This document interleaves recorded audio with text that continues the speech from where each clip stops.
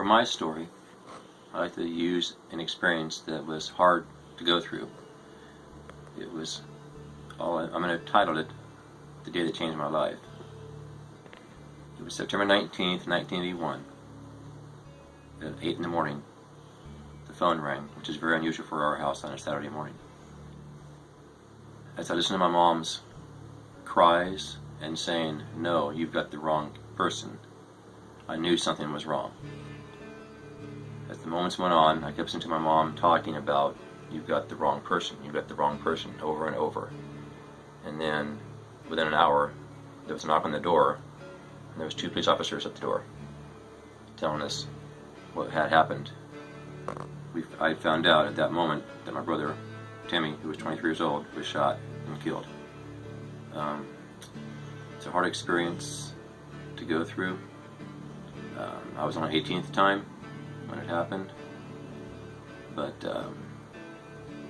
he was just at the wrong place at the wrong time, did nothing wrong, didn't deserve what had happened to him. He was actually shot in the head by an off-duty police officer that had been drinking and was off duty. So I think he shouldn't have taken charge, but that's just my opinion. He was going there to camp in Lake Tahoe, Nevada. His favorite place to go camping at, as we're from California originally, all of us are. He had a fear of bugs. So around 11 o'clock, he had his 2 friends go to a store and buy a couple of beers to relax so he could fall asleep. Because there were so many mosquitoes around that time of year. It was like in the fall.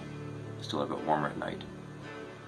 So they drove down to the campground, and halfway there, the driver, Dave Garut, realized that his trunk was messed up. So he had to go into a parking lot by the campground to get stuff out of the trunk, and it took 3 or 4 times to slam the trunk shut. Well, it was in a church parking lot that had been robbed about 2 weeks before that. And a cop was up on the hill, heard the noise, thinking, "Is that happening again?" So they followed him down to the campground, had one of the guys handcuffed in the backseat of the car ready, and one of the persons laying down next to my brother. There was 3 of them all together. The other guy's name was Glenn. Well, halfway through the interrogation, and as I said, one guy was already in the cop car, one was on the ground. They had it all. They thought they had it control. The main sheriff, who was off duty and had been drinking, like I said, showed up, and he decided to take over.